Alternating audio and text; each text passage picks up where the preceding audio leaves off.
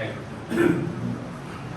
నెల 27న జరుగుతున్నటువంటి ఉపాధ్యాయ దినోత్సవంగా వరంగల్, ఖమ్మం మరియు నల్గొండ జిల్లాలకు సంబంధించినటువంటి ఈ ఎన్నికల్లో సుమారు 60కి దాకా ఉపాధ్యాయ, అధ్యాపక, గురుకులాల, ట్రైబల్, ఐటీడీఏ ఉపాధ్యాయుల సంఘాల మద్దతుతో ఇవాళ మీ ముందు నిల్చున్నటువంటి వ్యక్తిని నా పేరు గారెడ్డి హర్షవర్ధన్ రెడ్డి. నేను కూడా ఒక 18 సంవత్సరాల సెకండరీ గ్రేడ్ టీచర్గా పనిచేసి ఇంకొక 16 సంవత్సరాల సర్వీసులు కూడా ఆ రోజున్న పరిస్థితుల్లో వదులుకొని ఉద్యోగంలో ఉన్ననాడు పిఆర్టీ తెలంగాణ అనే ఒక ఉపాధ్యాయ సంఘాన్ని స్థాపించి ఆ రోజు ఉపాధ్యాయుల కోసం తెలంగాణ ఉద్యమంలో కీలక పాత్ర పోషించడం కోసం ఆ రోజు ఉన్నటువంటి గౌరవ కేసీఆర్ సూచన మేరకు సంఘాన్ని పెట్టి వారు ముఖ్యమంత్రి అయిన తర్వాత కూడా ఉపాధ్యాయుల పట్ల తీసుకుంటున్న వ్యతిరేక నిర్ణయాలు కానివ్వండి, వారు ఉపాధ్యాయుల పట్ల, ఉద్యోగుల పట్ల చూపుతున్న నిర్లక్ష్యాన్ని కానివ్వండి ఎదిరించి 2016 డిసెంబర్ 16న ఉద్యోగానికి రాజీనామా చేశారు. చేసిన తర్వాత అధికార పార్టీలోకి అవకాశం ఉన్నప్పటికీ ప్రతిపక్షంలో ఉండి అధికార పార్టీ తీసుకుంటున్న వ్యతిరేక నిర్ణయాలను, అననుకూలమైన నిర్ణయాలను ఎండగట్టాలని కాంగ్రెస్లో చేరి ఒక అధికార ప్రతినిధిగా, మేనిఫెస్టో కమిటీ మెంబర్గా ఈ ప్రస్థానాన్ని కొనసాగిస్తూ గత ప్రభుత్వం తీసుకున్న అనేక నిర్ణయాలు, సకాలంలో వేతనాలు ఇవ్వకపోవడం కానీ, పెండింగ్ బిల్లులు కానీ, మహమ్మారి 317 జీవో కానీ, 13 జిల్లాల స్పౌజులకు ఉత్తర్వులు ఇవ్వకపోవడం కానీ, మ్యూచువల్ ఉభయులు ఆలోచించి అది ద్రవ్య మార్పిడి కానీ, మిత్రత్వం కానీ, బంధుత్వం కానీ ఒక ఒప్పందంతో మ్యూచువల్ చేసుకున్న సర్వీస్ ప్రొటెక్షన్ లేకపోవడం, వీటన్నిటిపైన పోరాడుతూ ఇప్పుడు వినే ప్రభుత్వం వచ్చిన తర్వాత కొన్నింటిని మొత్తంగా కాకపోయినా దీర్ఘకాలికంగా, స్వల్పకాలికంగా ఉన్నటువంటి సమస్యలను గౌరవ ముఖ్యమంత్రి గారి దృష్టికి తీసుకెళ్ళి అవి పరిష్కరిస్తే ప్రభుత్వానికి లేదా వ్యక్తిగతంగా గౌరవ ముఖ్యమంత్రి గారికి వచ్చే పేరు, కీర్తి, అవి పరిష్కరిస్తే ఉపాధ్యాయులకు కలిగే హోదా, ఆర్థిక లాభాన్ని వారికి వివరించి ఈ 14 నెలల కాలంలో నా వంతు బాధ్యతను నిర్వర్తిస్తూ వాళ్ళ మీ ముందు అందరినీ కూడా మొదటి ప్రాధాన్యత ఓటును ఇక్కడ మాత్రం వేయమని కాకుండా వేయించమని ప్రాధాన్యపడతా ఉన్నా. నాకు సంక్రాంతి కంటే ఒక 2 రోజుల ముందు పరిచయమైనటువంటి, ఫేస్ టు ఫేస్ పరిచయమైనటువంటి మా మహేందర్ మామ ద్వారా వాళ్ళ ఇంటికి వచ్చినప్పుడు భయపాలన పరిచయం అయ్యిండు. ఆ రోజు నుంచి ఈ రోజు వరకు నేనేమైనా ఎప్పుడైనా రెస్ట్ తీసుకున్నానేమో కానీ ప్రతి క్షణం నన్ను వెంటాడుతూ లేదా కొన్ని నంబర్లు పెట్టి అర్షాట్ చేయని చెప్పి ఈరోజు ఈ సమావేశాలు నిర్వహించడంలో కీలక పాత్ర పోషించిన మా మామయ్యకు, తర్వాత అన్నగారికి, మీ అందరికీ కూడా పేరు పేరున ధన్యవాదాలు తెలుపుతాను. ఒక్కటి మాత్రం ఇందాక అన్నట్టు ఇప్పటిదాకా ఒక క్రీమ్ అయితే ఉంది. ఎందుకంటే మీరు ఒక అభ్యర్థిని పరిచయం చేయాల్సిన అవసరం లేని అభ్యర్థిని అని నేను అనుకుంటున్నాను. ఒక ఓటర్ దగ్గరికి, ఒక గౌరవనీయ టీచర్ దగ్గరకో, అధ్యాపకుల దగ్గరకో పోయి మన హర్షవర్ధన్ రెడ్డి అట్లా ఇట్లా మేము సపోర్ట్ చేస్తున్నాం, మీకు ఎందుకు మేము ఉన్నాం అని చెప్పేటంత పరిస్థితి లేదు. హర్షవర్ధన్ రెడ్డి అనగానే వాళ్ళు అవునవును అంటే పొగడకున్నావా కానీ ఎవరు కూడా తిట్టని ఒక వాతావరణాన్ని నా కష్ట ఫలితంగా మీ అందరి ఆశీస్సులతో మనం తీసుకురాగలిగినాం. కాబట్టి ఖచ్చితంగా మీ యొక్క నమ్మకాన్ని వమ్ము చేయను. నేను కూడా అత్యంత చిన్న కుటుంబం అనండి లేదా సాధారణ కుటుంబం నుంచి వచ్చినటువంటి వ్యక్తిని ఒక జిద్దు కోసం ఆ రోజు ఎందుకు రాజీనామా చేశానో నాకు తెలుసు. ఒక కలెక్టర్, ఒక ఎస్సీ మహిళా ఎంఈఓను, మేరమ్మ అని గద్వాల దగ్గర ఐసా ఎంఈఓ వారు, తిరుపతమ్మ అని ఒక SC, Meramma SC, Tirupatamma ST, Koilkonda మండల ఎంఈఓను కలెక్టర్ శ్రీదేవి అనే ఒక ఆవిడ శరీర ఆకృతిని పోలుస్తూ ఓపెన్ డయాస్లో తిప్పితే దాన్ని ఖండించి దిష్టిబొమ్మ దగ్ధం చేసి సస్పెండ్ అయ్యి మళ్ళీ కేసీఆర్ దగ్గర కూర్చొని తిద్దుకుని ఇన్స్టిట్యూట్ అయ్యి మళ్ళీ కడియం శ్రీగారి గారు మీ దగ్గర ఇక్కడి నుంచి వరంగల్ నుంచి ఖమ్మం పోయే ట్రైన్లో పోయే మహిళా టీచర్లను ఆ రోజు వాళ్ళు బొట్లు పెట్టుకొని మేకప్ వేసుకొని పోయే లోపలనే సమయం అయిపోయి ఏం పాఠాలు చెప్తారని ఏదైనా మాట్లాడినప్పుడు కూడా వారి దిష్టిబొమ్మను దగ్ధం చేసి మళ్ళీ ఒక మెమో అందుకొని ఇట్లుంటే కాదురా బాబు, ఉద్యోగం చేస్తే మనం ప్రశ్నించలేము, బతికేది ఎట్లన్నా బతకొచ్చని ఉద్యోగానికి రాజీనామా చేసినప్పుడు నేపథ్యం ఉన్నారు. ఆ రోజు నుంచే ఒక నమస్తే తెలంగాణలో టీచర్ల గురించి తప్పు రాసినప్పుడు ఒక కేసీఆర్ అనేక నిర్ణయాలు వ్యతిరేకంగా తీసుకున్నప్పుడు పోరాటం అలవాటై 317 ద్వారా ఇలా రాష్ట్రంలో ఉన్నటువంటి అన్ని రాజకీయ పార్టీలు నా వైపు చూసేటంత స్థాయిలో ఉద్యమం జరిపి కాంగ్రెస్ పార్టీలో ఉన్న నన్ను గౌరవ రేవంత్ రెడ్డి గారికి అవకాశం ఇచ్చిండ్రు.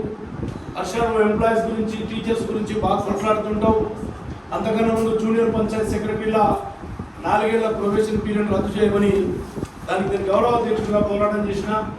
317 రాగానే దాని గురించి స్పౌజుల గురించి ఇవన్నీ చూసిన వ్యక్తిగా మేనిఫెస్టోలో ఖచ్చితంగా ఉద్యోగ ఉపాధ్యాయుల పెన్షనర్ల గురించి నీకున్నటువంటి ప్రధాన సమస్యలు చేర్చవయ్యా అంటే ఆ రోజు నేను చెప్పిన అన్న సమస్యలన్నీ అధికారంలోకి వచ్చినాక తీర్చేవి చాలా ఉన్నాయి. మరి వాళ్ళ ఉద్యోగస్తులు ఉపాధ్యాయులు పెన్షనర్లు వేతనం కోసమే పనిచేస్తుంటారు. వాళ్ళకు 1వ తారీఖు అనే ఒక వేతనాన్ని మనం మేనిఫెస్టోలో పెడదామంటే డెఫినెట్గా పెట్టమని శ్రీధర్బాబు గారికి పురమాయించడం, ఆ యొక్క మేనిఫెస్టోలో పెట్టించినటువంటి సగర్వంగా చెప్పుకుంటా ఉంటాను. ఆ రోజు నాకు ఐడియా రావడం, వారికి చెప్పడం, వారు పెట్టమనడం, ఇవాళ అది ఇంప్లిమెంట్ అవుతూ ఉంది.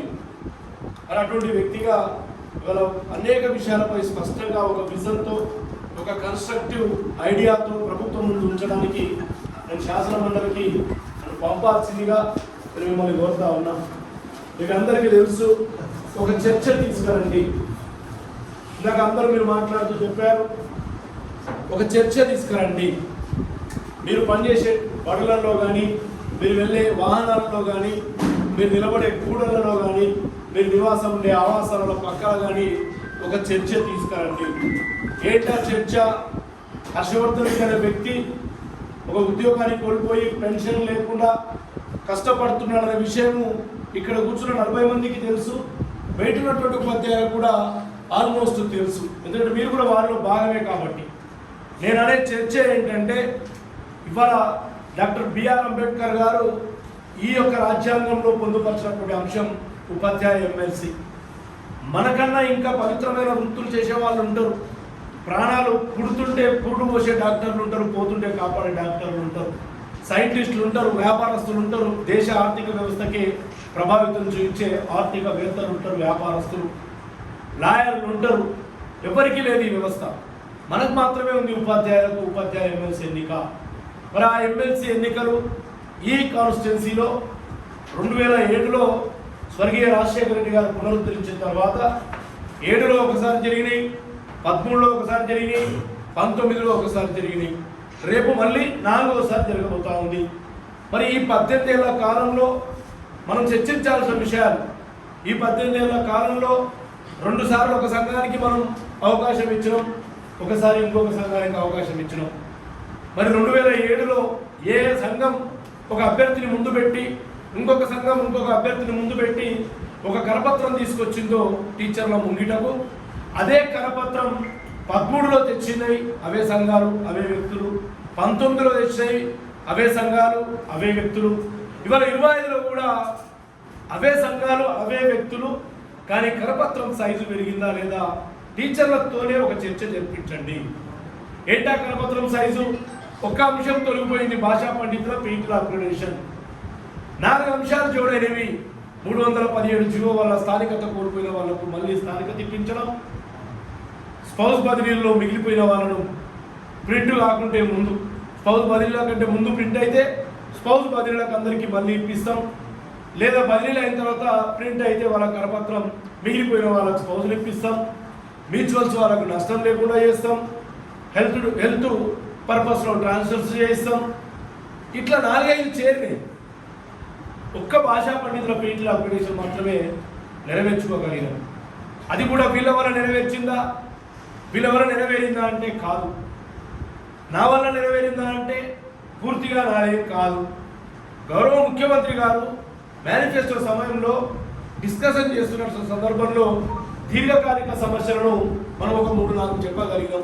అన్న కామన్ సర్వీస్ రూల్స్ లేవు, మన టీచర్లుగానే రిటైర్ అవుతున్నారు, మా అయితే ఎస్సీటీ స్కూల్ అసిస్టెంట్ అవుతున్నాడు, ఒక స్కూల్ అసిస్టెంట్ జిహెచ్ఎం అవుతున్నాడు. ఏం చదివిలో రా అంటే టీటీసీ అని చెప్పుకోవడానికి సిగ్గుపడేవాడు ఈసారి అనుకోకుండా ఎల్ఎఫ్ హెడ్ మాస్టర్ అయింది. సిపిఎస్ రద్దు చేయాలి మనం. 2003 డిఎస్సి 57/4 57/5 అని కేంద్ర ప్రభుత్వమే మెమోలు ఇచ్చింది. నీ 10% వాటా నువ్వు తీసుకో, నీ 10% నువ్వు తీసుకో అని ఎంప్లాయర్గా ప్రభుత్వాన్ని, ఎంప్లాయీగా ఉద్యోగిని ఆదేశించింది. కానీ ఇంప్లిమెంట్ కాలేదు. సిపిఎస్ రద్దు చేద్దాం. అదేవిధంగా భాషా పండితుల పీట్ల అక్వడేషన్, ఇవి అన్నీ పోతే ఆల్మోస్ట్ టీచర్లు అంతా సిపిఎస్ బారిలో ఉన్నారు పోతారు అని చెప్తే గౌరవ ముఖ్యమంత్రి గారు జూన్ 6వ తారీఖు నాడు భారత పార్లమెంట్ ఎన్నికల కోడ్ ముగిసిన రోజు 7వ తారీఖు నాడే నా సోదరుడికి భాషా పండితుల అక్రిడేషన్ జీవో ఇప్పించినటువంటి వ్యక్తిగా నేను సగర్వంగా పనిచేసి ఓట్లు అడుగుతున్నాడు మా హర్షవర్ధన్ మీరు చెప్పవచ్చు. మరి రేవంత్ రెడ్డి గారు కొత్త జీవో తీసుకురాలే, హర్షవర్ధన్ రెడ్డి ఏమో కొత్త GO law department, finance department జీవోలో తీసుకురాలే. మరి ఏమైంది?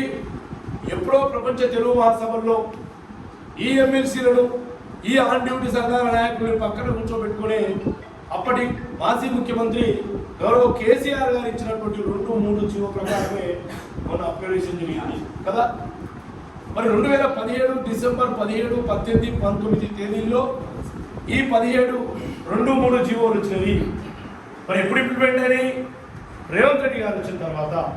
మరి 7 ఏళ్ల కాలం ఇదే అబ్దుల్లా దగ్గర, ఇదే ఎస్ఎన్డిఏ చక్రవర్తుల సీనియర్ దగ్గర, ఇదే రుప్పు జగదీష్ దగ్గర మద్దతు లేఖలు ఇప్పించుకొని ఎమ్మెల్సీలుగా తెలిసిన వ్యక్తులు 7 సంవత్సరాలుగా ఎందుకు వాటిని ఇంప్లిమెంట్ చేయించలేకపోయినారు?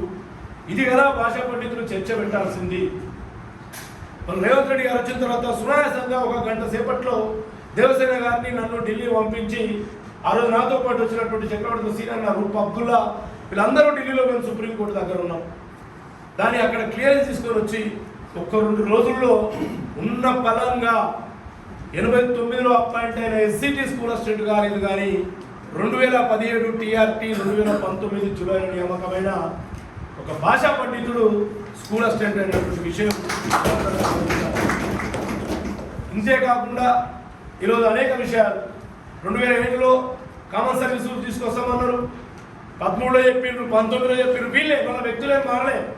వాడు చెప్పిండు చేయలేరు పోయి వీళ్ళు పక్కకు తొప్పినాం, మేము ఇంకోటి పెడుతున్నాం అని చెప్తలేరు వీళ్ళు, వాళ్ళే. కాబట్టి ఒక చర్చ తీసుకురండి. ఎప్పుడో 1998లో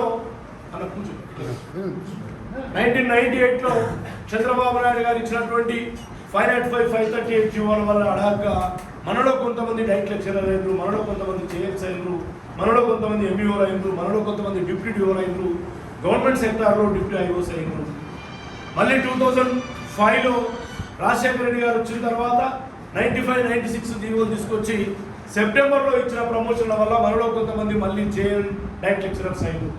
మరి మనం ఎక్కడున్నాం? మనం 2025లో ఉన్నాము.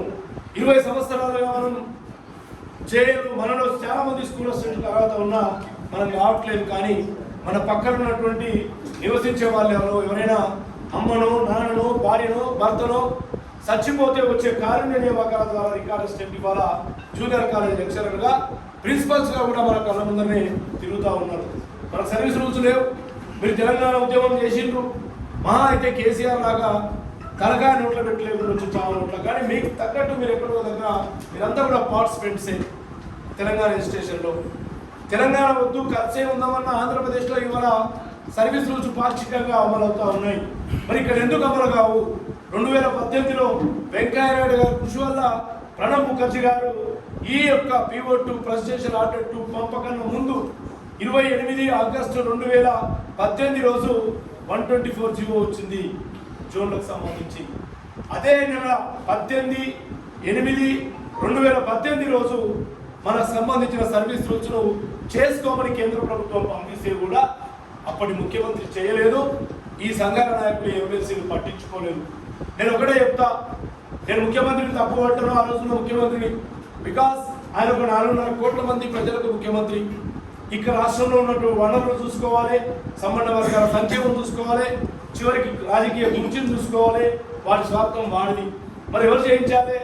బడులలో టీచర్లతో ఓట్లు వేయించుకొని సర్వీసులు తెప్పిస్తామని చెప్పినటువంటి ఎమ్మెల్సీలు, ఆన్ డ్యూటీ సంఘాలు వెలువబెడుతూ ఆస్తులకు ఆస్తులు కూడబెట్టుకుంటున్నటువంటి సంఘాల నాయకులు ప్రశ్నించాలి.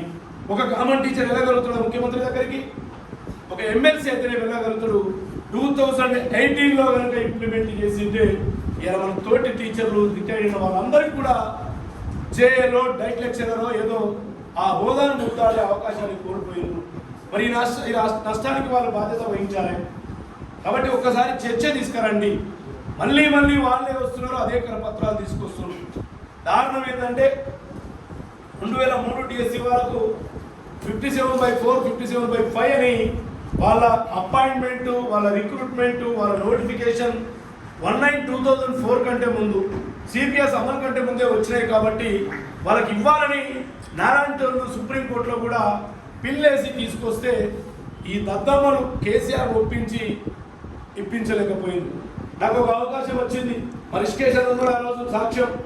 ఎంసీహెచ్ఆర్డీలో ముఖ్యమంత్రి గారు ఉపాధ్యాయ సంఘాలను, ఉద్యోగ సంఘాలను పిలిస్తే అందరూ ముందు మాట్లాడి, పార్టీనే కదా నాకు రాష్ట్ర అవకాశం ఇచ్చింది.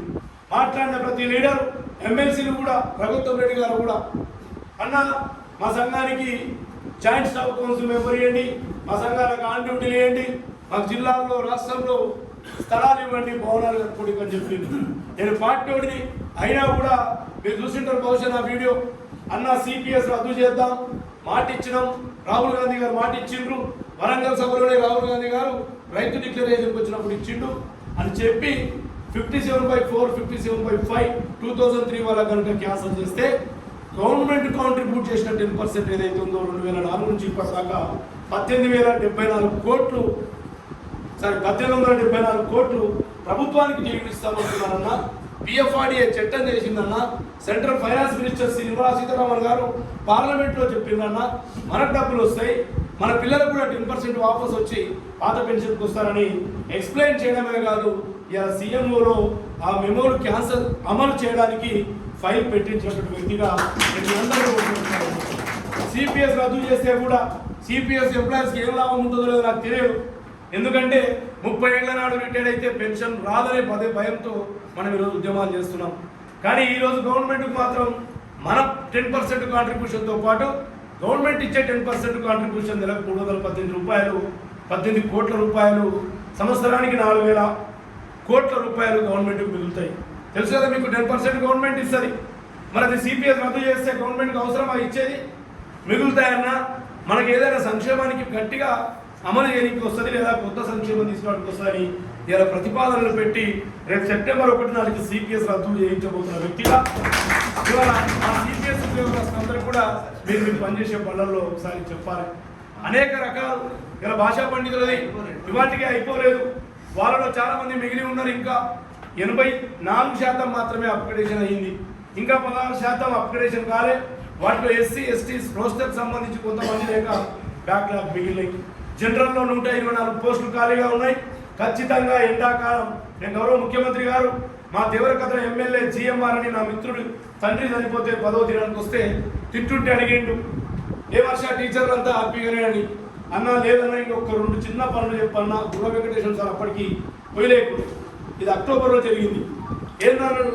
ఏం లేదన్నా పిల్లలు ఒక 100-150 మంది భాషా పండితులు మిగిలిండ్రు, ఒక 200-300 మంది జిహెచ్ఎంలు లెఫ్ట్ ఓవర్ వేకెన్సీలో మిగిలిండ్రు. ఎప్పుడు లేని ఈసారి లెఫ్ట్ ఓవర్ వేకెన్సీస్ పెట్టించినాం మేము.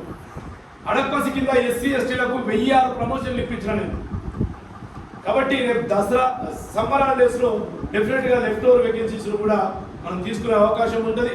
కాబట్టి ఒక చర్చ తీసుకురండి. ఫెయిల్యూర్ను ప్రూవ్ చేసుకున్నటువంటి వ్యక్తులే మళ్ళీ ఇవాళ ఓట్లు అడుగుతున్నారు టీచర్లను.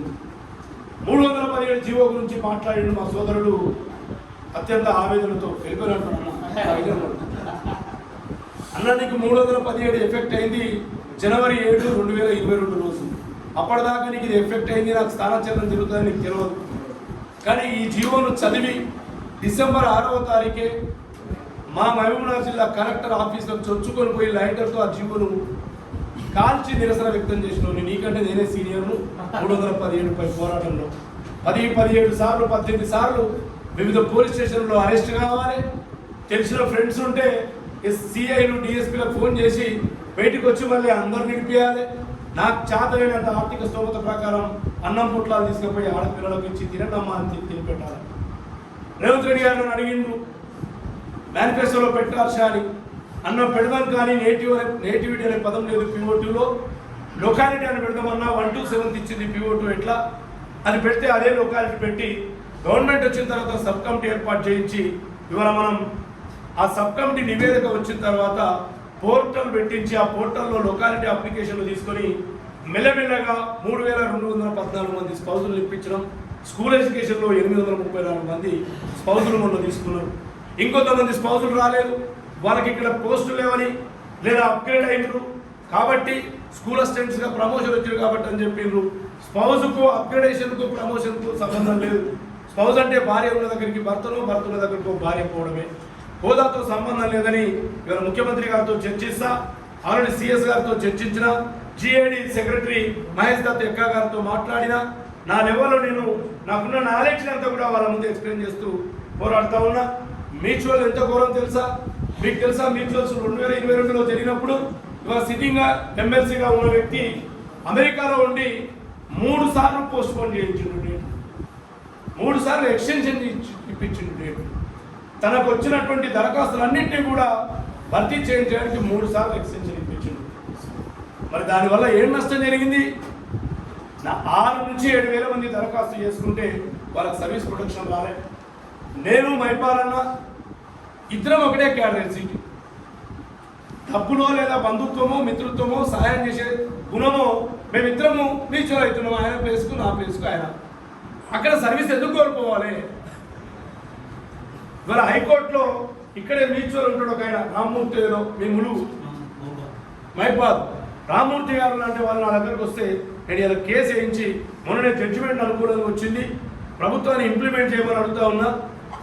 తప్పని పరిస్థితుల్లో నేను ఒక ప్రభుత్వానికి సూచన చేసిన. ముఖ్యమంత్రి గారి ప్రధాన ఎడ్యుకేషన్ చూసే మాణిక్రాజ్ అని ఉంటాడు. అంటే నెక్స్ట్ స్టెప్ ముఖ్యమంత్రి తర్వాత ఆయన తర్వాతనే మన యోగితా రాణా గారు వీళ్ళు అంటారు. మాణిక్రాజ్తో కూర్చొని చెప్పిన, సార్ ఇది చాలా దారుణం, మ్యూచువల్కి సర్వీస్ ప్రొటెక్షన్ ఇవ్వాలి, అట్లెట్లయితుంది అన్నాడు. అవును సార్ కరెక్టే. వరంగల్ నుంచి వచ్చే మైపాలన్నకు 20 ఏళ్ల సర్వీస్ ఉంటుంది, నేను వరంగల్ పోతే 8 ఏళ్ల సర్వీస్ ఉంటుంది. ఆబ్వియస్లీ వరంగల్కు మైపాలన్న వస్తుంటే 20 ఏళ్ల సర్వీస్ ఇస్తే ఇక్కడ ఉన్న అధ్యక్షులు చేస్తాం. కాబట్టి లీస్ట్ సర్వీస్ మ్యూచువల్లో ఎవరికైతే లీస్ట్ సర్వీస్ ఉంటుందో దాన్ని మీరు అప్లికేబుల్ చేయండి అని. ఎందుకంటే 8 ఏళ్ళు చేసే మైపాలన్న ఎవరేమన్నారు? 8 ఏళ్ల సర్వీస్ ఉన్నాడు హర్షవర్ధన్ పోతుంటే 16 ఏళ్ల సర్వీస్లో 8 కుదించుకొని వచ్చే మైపాలన్న వస్తే ఎవరేమన్నారు అని ఇంకొక సూచనను కూడా ఇవాళ ప్రభుత్వం ముందర పెట్టినా. ఇవన్నీ కూడా నేను ఎందుకు విశదీకరించి చెప్తా ఉన్నానంటే, మ్యూచువల్స్ వాళ్ళు మీకు అక్కడక్కడ తారసపడితే ఇగో మా హర్షవర్ధన్ ఎజెండా ఇది, CPS వాళ్ళు తారసపడితే మా హర్షవర్ధన్ ఎజెండా ఇది. మా భాషా పండితులకు ఇప్పటికే అయిపోలేదు, వాళ్ళ నోషనల్స్ రావాలి, వాళ్ళ 1/2005 యాక్ట్ ద్వారా జరిగిన నష్టాన్ని గురించాలి. ఇవన్నీ నేను ఎజెండాగా పెట్టుకున్నా. వాళ్ళ చాలా మంది అనుకుంటారు ఇక భాషా పండితుల ప్రమోషన్ అప్గ్రేడేషన్ అయితే వాళ్ళకి పని అయిపోయిందని. ఇంకా చాలా పనులు ఉన్నాయి వాళ్ళవి. గతంలో 1983లో 330 యాక్ట్ ప్రకారం నష్టపోయినటువంటి భాషా పండితులకు కూడా ఆంధ్రప్రదేశ్ ప్రభుత్వం ఏర్పడిన తర్వాత ఇచ్చినటువంటి బెనిఫిట్స్ను ఈ రాష్ట్ర ప్రభుత్వం ముందు మనం పెడతా ఉన్నాం. చాలా మంది సీనియర్లు ఉంటారు, మరి మర్చిన సారు 398 ఏమనుకుంటా రిటైర్మెంట్ అంటే ఆల్మోస్ట్. ఇగో వీళ్ళ నినాదం PRT దాంట్లో ఫస్ట్ ఉంటుండే. నేను కూడా అందరికి వెళ్ళి వచ్చిన. ఫస్ట్ ఉంటుండే 2007లో ఫస్ట్ అదే 398 స్పెషల్ టీచర్ల నోషన్ ఇంప్లిమెంట్. మోహన్ రెడ్డి అదే, సర్వతం రెడ్డి అదే, నర్సిరెడ్డి అదే, పూల రవీంద్ర అదే, మా కాటేపల్లి అదే,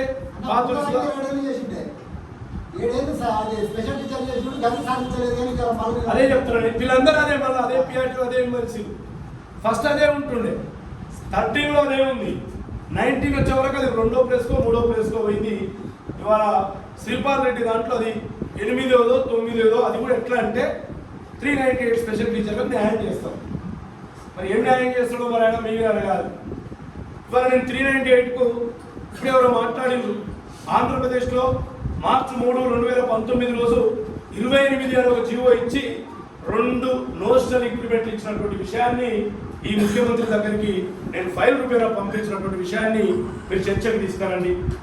ఏది చూసినా ఇవాళ జీతాలు లేవు, నెల జీతం లేదు, వాళ్ళ హయాంలో పెండింగ్ బిల్లులు లేవు. అఫ్కోర్స్ ఇప్పుడు కూడా లేవు, నేను అది కూడా ఒప్పుకుంటా. నన్ను ఈరోజే మీరు చూసింటారు నిన్న వీడియో, నిన్న గౌరవ ఆర్ కృష్ణయ్య గారే నన్ను ఏమన్నాడు, హర్షవర్ధన్ స్వపక్షంలో విపక్ష నేత. ఇది ఇంకొకరు కూడా అన్నారు. ఆ మధ్యన ఖమ్మంలో టీసీఓ టీఎన్జీ వాళ్ళు ఉద్యోగ ఉపాధ్యాయుల కార్తీక దీపారాధన వనభోజనం మీద పెడితే నేను మాట్లాడినాక పాపం యూటీఎఫ్ రవి మాట్లాడిండు. రవి అన్నాడు బహిరంగంగా కొన్ని వేల మంది టీచర్లు అక్కడ, ఆయన ఎవరు రామసముద్రం రెడ్డి ఎంపీ రామసాయం, ఆయన ముందర అన్నాడు ఇక హర్షవర్ధన్ అన్ని మాట్లాడేసిండు, ప్రభుత్వంలో ఉండి కూడా విపక్ష నేతగా మాట్లాడిండని. నేను ఇప్పుడు కూడా చెప్తా ఉన్నా, పెండింగ్ బిల్లుల కోసం గౌరవ రేవంత్ రెడ్డి గారిని కలిసినప్పుడల్లా అడుగుతూ ఉంటా. ఒక్కటి మాత్రం నిజం, ఆయన ఎప్పుడు కలిసినా హాయ్ హర్ష ఏం నడుస్తుంది, ఏమంటున్నారు మీ పంతులు అంటారు. ఇంతే, ఇక మూడవది అన్నప్పుడే నేను అంట అన్నకి 2 ఇస్తే బాగుండే, ఓ 50 కోట్లు రిలీజ్ చేయాలా, ఆసుపత్రుల పాలై మెడికల్ రియంబర్స్మెంట్ కూడా వస్తలేదు, ఓ 50,000 ఉన్నోడికి ₹1,00,000 ఉన్నోడికి కొంత టారిఫ్ పెట్టి మనం ఇస్తాం, డబ్బులు దాచుకున్నాయన్న పొదుపు చేసుకున్నాయి, ఇళ్ళ రిపేర్లకో పిల్లల పెళ్లిలకో ఇంకేమైనా ఎమర్జెన్సీ ఉంటే ₹1,00,000 వరకు, ఓ 100 కోట్లు, ఓ 200 కోట్లు, ఎట్ ఏ టైం 3,000 కోట్లు సాధ్యం కాకపోతే అని నేను ప్రతినిధ్యాలు చేస్తూ వస్తున్నా. ఒక్కసారి ఆలోచించండి. పిఆర్సీ కూడా నాకు బాగా నవ్వొస్తుంటుంది. ఎవరు ఆయన శ్రీపాల్ రెడ్డి మొన్న ఒక వీడియో పెట్టిండు, నన్ను ముఖ్యమంత్రి నిండు అసెంబ్లీలో నా పేరు ప్రస్తావించిండు పిఆర్సీ ఇచ్చేటప్పుడు. ఎందుకు ప్రకటించండి తెలుసా? ఆయన పేరు నష్టమైన పిఆర్సీ ఇస్తున్నా కాబట్టి వీడు కుక్కిన పేర్లా పేరు చెప్తే బలి ఉంటాడని చెప్పేసి పేరు చెప్పాడు. ఎట్లా నష్టపరిచిండు? 5 ఏళ్ల పిఆర్సీ, 12 నెలలు ఇంటూ 5 ఏళ్ళు అంటే 60 నెలల పిఆర్సీ. మీరు తీసుకున్నది ఎంత తీసుకున్నారన్నా? కేవలం 27 నెలలు మాత్రమే తీసుకున్నారు. 12 నెలలు 18 భాగాలు చేసి అరియర్స్ ఇస్తాని వాడు దిగిపోయే వరకు, వీడు భజన చేసేవాడు దిగిపోయే వరకు మీకు 18 ఇన్స్టాల్మెంట్లో 2 3 హైయెస్ట్ 3 తీసుకున్నాం. మా జిల్లాలో 2 వేసింది. గౌరవ రేవంత్ రెడ్డి గారు వచ్చిన తర్వాత మొత్తం సింగిల్ మెసేజ్తో క్లియరెన్స్ చేయించడం జరిగింది. మరి మిగతా 21 నెలలు కంప్లీట్గా నోషనల్కి వెళ్ళిపోయినవి. సగటున ప్రతి ఉపాధ్యాయుడు 4 నుంచి 7 లక్షలు 8 లక్షల వరకు జిహెచ్ఎంలు అయితే నష్టపోయినరు. మరి నీ పేరు చెప్పిన నువ్వు సంకల్పం గుర్తుకుంటున్నావు నాయన. మరి ఈ నష్టపోవడానికి కూడా నువ్వే బాధ్యుడని వరంగల్ చౌరస్తాలో చెప్తే మా టీచర్ కూడా ఆనందపడతారు కదా, నిజం లాగా మాట్లాడుతున్నది. కాబట్టి ఒక్కసారి ఆలోచన చేయండి. ఇవాళ 317 కింద అన్న మీరు ఒక చర్చ తీసుకురండి. నాకు మొన్న ఒక టీచర్ ఫోన్ చేసింది, ఒక అమ్మాయి, సార్ 317 మీద ఇంకా ఏమంటలేరు సార్ అంటే, ఎలక్షన్ అయినాక మాట్లాడదామంటే, అమ్మ నేను ఎలక్షన్లో నిలబడుతున్నా, మరి నీకు ఓటు ఉందా అంటే ఉంది అన్న. మరి మీరు ఏమనుకుంటున్నారమ్మా అన్న అంటే, లేదు సార్ మాకు ఎవ్వరు 317 సాధిస్తామంటే వాళ్ళకి వేస్తామన్న. అమ్మ అట్లా చెప్పక తల్లి, నిలబడ్డ 15-20 మంది నిలబడతారు, వరుసగా నిలబెట్టి ట్రంప్ను తోలుకొస్తావా అంటే అందరం చేతులు లేపుతాం, ట్రంప్ను తీసుకొస్తాం. ఎలక్షన్ కదా, ఓట్ల కోసం. కానీ నిబద్ధతతో ఎవడు కష్టపడుతుండు, ఎవడు పోరాటం చేస్తుండు, ఎవడు ఈ స్థాయికి తీసుకొచ్చిండు, రేపు ఎవడైతే మాట్లాడగలుగుతాడు అనేది ఆలోచన చేయమని చెప్పిన అన్న. మీరు కూడా ఒక చర్చ తీసుకురండి. ఇలా నిలబడ్డటువంటి మా మొహాలన్నీ రేపు ఎలా చేస్తాం ఏడా కౌంటింగ్ పోలింగ్ బూతులలో లేదా మోడల్ బ్యాలెట్ మీకు వస్తుంది. మా మొహాలు చూడండి ఒకసారి. శ్రీపాల్ రెడ్డి 317 జీవో నేనే తెచ్చినా, దీనివల్ల నష్టం ఏముంది? ఆయన్నే మళ్ళీ ఈరోజు ఆయన మేనిఫెస్టోలో పెట్టిండు 317 స్థానిక అవకాశం కల్పిస్తాం ఆయన్ని. నెక్స్ట్ నర్సిరెడ్డి గారు ఖండాంతరాల అవతల ఉండి ఒక కారణం రాశాడు, ఇది విభజనలో భాగం సర్దుకపోవాలి అని. ఆయన ఇప్పుడు అదే చెప్తుంది. ఇక పూలమైన ఇక ఆయన అప్పుడు మాట్లాడదులే, ఇప్పుడు మాట్లాడదులే, ఆయన మౌనమే అంగీకారం అనుకోవాలి మనం. మరి వాళ్ళు ఎక్కువనా దాన్ని మోసుకొని క్యాబినెట్ సబ్ కమిటీ పెట్టించి మేనిఫెస్టోలో పెట్టించి ఇవాళ కేంద్ర ప్రభుత్వం హోమ్ మినిస్ట్రీకి లెటర్ రాపిస్తూ హోమ్ మినిస్ట్రీ అనుమతి రాగానే లొకాలిటీ బేస్న 610 జీవో 2008-9 ఎట్లయితే అమలైందో అట్లా అమలు చేయించే బాధ్యతను ఎజెండాగా పెట్టుకున్న నేను గొప్పన ఒకసారి చర్చ తీసుకురండి. మళ్ళీ మన దాంట్లో మనకి డిస్లోకేటెడ్ ఒకరంటే నాన్ డిస్లోకేటెడ్, ఎస్ డిస్లోకేటెడ్ వాళ్ళదేమో మనకు కనబడుతుంది. వరంగల్ హన్మకొండలో డివాస్ పక్కన పనిచేసేవాడు ములుగు రామచంద్రపురం విసిరేస్తే పాపం అంత దూరం పోయడం కనబడుతుంది. కానీ 2008లో 2012లో 2017 టీఆర్టీ ద్వారా ఉద్యోగం పొందిన జూనియర్ ములుగురులే ఉండి ఎస్టువల్ జిల్లా అప్పుడు తీసుకొని ములుగురులే ఉండి వాడికి ఇక్కడికి రానికి అసలు అవకాశమే లేకుండా పోయింది. రీటైన్ వాడు కూడా నష్టపోయినట్టే కదా.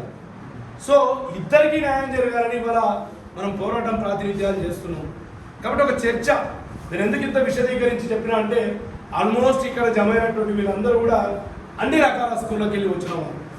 ఒక స్కూల్ స్టాప్ అయితే కాదు, మీరు ఒక చర్చ తీసుకురండి. మీరు ఇంత నష్టం జరిగింది వీళ్ళ వల్ల. నేను మొన్న శుక్రవారం రాత్రి ఇంటికి వచ్చిన 4 రోజులు తిరుగుతుంటే నాకు ఏమైనా పొద్దున ఓ మిత్రుడు పిఆర్టీలో కూడా నాకు కొంతమంది శ్రేయభిలాషులు ఉన్నారు.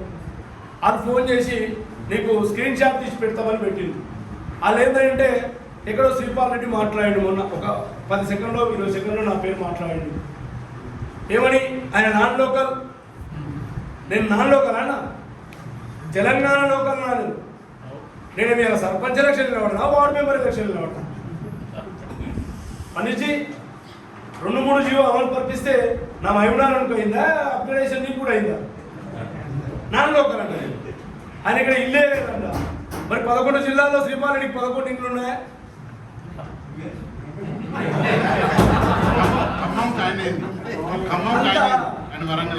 చెప్తున్నా కదా ఇట్లా అంటే చిల్లరగా మనం పోతున్నది పెద్దల సభకు ఓట్లు వేస్తున్నది మనకన్నా పెట్టున్నాయి టీచర్లు.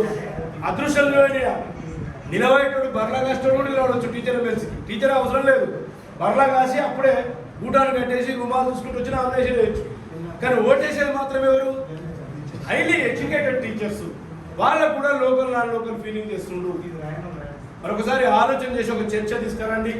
డెఫినెట్గా నేనైతే ఇప్పుడు మా రిషన్ వచ్చిండు గురుకులాలు వీళ్ళ ఫెయిల్యూర్ చెప్తాను. గురుకులాల టైమింగ్స్ అన్నీ 9-10 నిమిషాలకు ఉన్నాయి. మొన్న సెప్టెంబర్లో దాన్ని 8కి తీసుకొచ్చు. అంటే 8కి తీసుకురావడం వల్ల 1023 గురుకులాల్లో 678 గురుకులాలకు బిల్డింగ్స్ లేవు, అన్ని రెంటెడ్ బిల్డింగ్స్. అంటే ఇంజనీరింగ్ క్వార్టర్స్ ఉంటాయా? ఉండవు. మిగిలిన వాటిలో కొన్నింటికి పాత వాటికి క్వార్టర్స్ ఉన్నా అవి శిథిలావస్థలో ఉన్నాయి, ఇంకొన్నిటి వాటికి లేవు. వీళ్ళు 9 నుంచి 8కి తీసుకొచ్చి టీచర్లు 6 గంటలకు చేసేటోళ్ళు 3:30 చేసే ఆడపిల్లలు ఇలా స్కూటీల మీద పోతున్నారు. వీళ్ళు సమర్థులా అసమర్థులా ఒకసారి చూడండి. నేను మొన్ననే చెప్పిన, నిన్న కూడా చెప్పిన, నాకు చేసి మద్దతు ఇస్తే నేను రేవంత్ రెడ్డి గారితో మాట్లాడినా. అన్న ఇది తప్పన్నా, మన టీచర్ల కంటే నేను ఎప్పటికీ టీచర్లు ఎంత వస్తావా? ఎస్ అన్న, ఆడపిల్లలు 33% రిజర్వేషన్ అయితేమి, ఓపెన్ కేటగిరీలు అయితేనేమి ఇలా 100లో 60 నుంచి 65 మంది మహిళా టీచర్లు ఉన్నారు. వీళ్ళ దాంట్లో గురుకులాల్లో ఇంకా ఎక్కువ ఉన్నారు.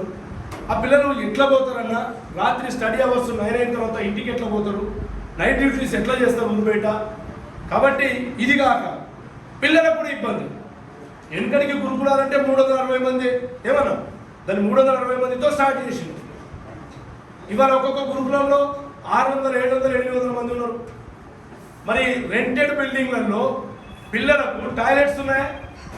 స్నానం గదులు ఉన్నాయా? లేవు. క్యూలో నిలబడి స్నానాలు చేయాలి, అప్పటికి టైం అవుతుంది. బుక్కెట్ టిఫిన్ చేయాలి 8, 7:30, 8 లోపల. మళ్ళీ ఎన్ని గంటలకు వదులుతారు తెలుసా? వీళ్ళు 1:30కు వదులుతారు. ఎదుగుతున్న చిన్న పిల్లలు 5:30 గంటలు తిండి తినకుంటే ఎట్లుంటుందని నేను రేవంత్ రెడ్డి గారిని అడిగినా. అరే నువ్వు గెలకగ్రా బాబు, ఇదిగా అయిపోయి చెప్పినావు. ఇప్పుడే ఆ బుర్ర వెంకటేశం వీళ్ళ కన్వీనర్, బుర్ర వెంకటేశం సెక్రటరీలకంతా బుర్ర వెంకటేశం గారు చెప్పిన నేను టక్కున అనౌన్స్ చేసిన. వచ్చే విద్యా సంవత్సరం ఖచ్చితంగా నువ్వు చెప్పిన దాన్ని అమలు చేద్దామన్నాడు. అన్న మీ ద్వారా చెప్తా ఉన్నా, మీరు తొడగొట్టండి జూనియర్ ఎన్టీఆర్ అన్నమాట. మా హర్ష గెలిస్తే 9:30 టైం టేబుల్ ఉంటుంది, నేను చూసుకుంటా. ఆయన కాళ్ళ వండుకుంటా, కడప మీద అడ్డవరం వండుకుంటా. గురుకుల టైమింగ్స్ అయితే నేను మార్పిస్తాను. ఇక్కడ డిగ్రీ లెక్చరర్లు ఉన్నారు, వాళ్ళు కూడా ఈ వేదికకు వచ్చినందుకు నేను నిజంగా కృతజ్ఞుడన్నా. కానీ ఆ కృతజ్ఞతను తీర్చుకునే అవకాశం నాకు కల్పించండి. మీకు కూడా ఎన్నో ఇబ్బందులు వచ్చినాయి, ఆర్థిక నష్టాలు జరుగుతున్నా మిన్నకుండిపోయినరు. ఒకటే ఎగ్జాంపుల్, ఎక్కువ చెప్పను, మీ దగ్గరికి రేపు వస్తా, ఆడ చెప్తా. మీకేంటంటే 2016లో వీళ్ళకు ఒక పిఆర్సీ, రేపు 2026 వస్తే ఇంకొక పిఆర్సీ. ఈ 10 ఏళ్ల కాలంలో వీళ్ళకి యూజీసీ 50% గ్రాంట్ ఇస్తే 50% స్టేట్ గవర్నమెంట్ గ్రాంట్ ఇవ్వాలి. వీళ్ళ ఏరియాసే లేవు. 50% grants state government last state government ఇవ్వకపోతే యూజీసీ వాళ్ళు ఇచ్చిన 50% క్యాన్సల్ చేసుకున్నారు. నేను మొన్న నాకు ఒక మిత్రుడు చెప్తే నేను యూజీసీ లెవెల్లో ఎంక్వైరీ చేస్తే ఎందుకు క్యాన్సల్ చేసింది పోయి నేను ఏదో ఇప్పిస్తుంది కదా నేను అన్న ఉగ్రన్నా చిన్న పిల్లని పెద్ద పేపర్ మాట్లాడినాను.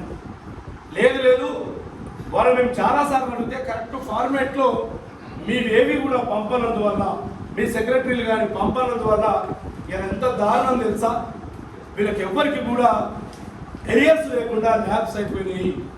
బట్టి విక్రమార్క గారిని కలిసిన 4 రోజుల కిందట, రామకృష్ణారావు గారిని కలిసిన మా జితేందర్ రెడ్డి అని మా మహిళ ఎక్స్ఎంపీ క్లోజ్ ఫ్రెండ్ ఆయన ఫోన్ చేయించి 10 నిమిషాలు టైం ఇవ్వని కలిస్తే స్పెషల్గా మళ్ళీ సీఎం గారు ఏమైనా మంజూరు చేస్తే మన ప్రపోజల్ పంపిద్దామని చెప్పిండన్నా. నేను మీకు చెప్తా ఉన్నా, ఇది సాధ్యమో అసాధ్యమో నాకు తెలియదు, కానీ సాధించడంలో మాత్రం నేను ముందుంటానని కూడా తెలియజేస్తా ఉన్నా.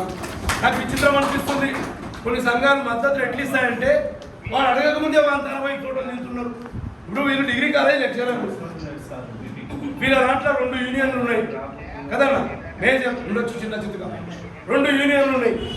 వాళ్ళ సభ్యులకు నష్టం జరుగుతుంటే ప్రశ్నించని ఎమ్మెల్సీలకు, సిట్టింగ్ ఎమ్మెల్సీకి బాధ్యత ఉంది కదా, మాజీ ఎమ్మెల్సీకి బాధ్యత ఉంది కదా, ఒక పెద్ద సంఘం ఆన్ డ్యూటీ వ్యక్తికి బాధ్యత ఉంది కదా.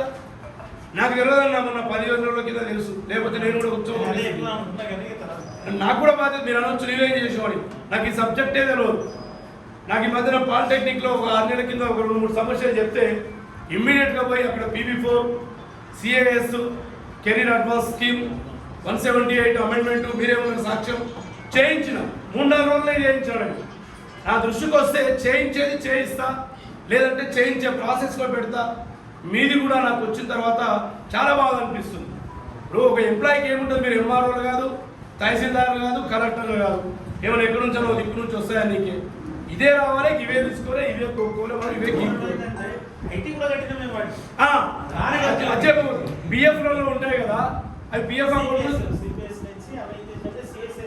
అదే కొంతమందికి ఏమో పిఎఫ్, కొంతమందికి సిపిఎస్ ప్రాణ అకౌంట్లో ఇవి జమ అయినట్టుగా కనబడుతున్నాయి. వీళ్ళ ప్రిన్సిపల్స్ అంటే వీళ్ళ డ్రాయింగ్ ఆఫీసర్స్ ఉంటారు, DDO అక్కడ ఉంది కట్టండి, ఐటీ కట్టు ఉల్టా.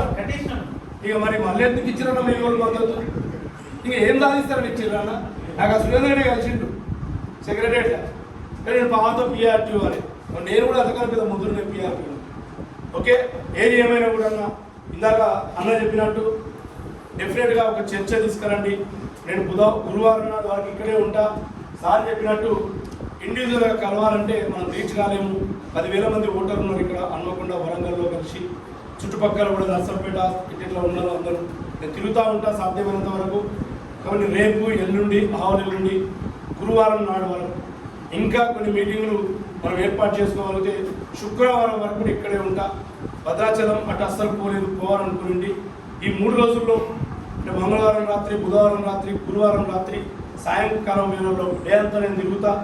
సాయంకాలం వేళల్లో 2 or 3 పర్ డే ఇటువంటి మీటింగ్లు ఏమైనా జరిగితే మీరు ఏర్పాటు చేస్తారని నేను ఆకాంక్షిస్తున్నా, కోరుకుంటున్నా. అదేవిధంగా ఒక ఫస్ట్ మౌత్ పబ్లిసిటీ తీసుకోండి, ఒక మౌత్ పబ్లిసిటీ తీసుకోండి.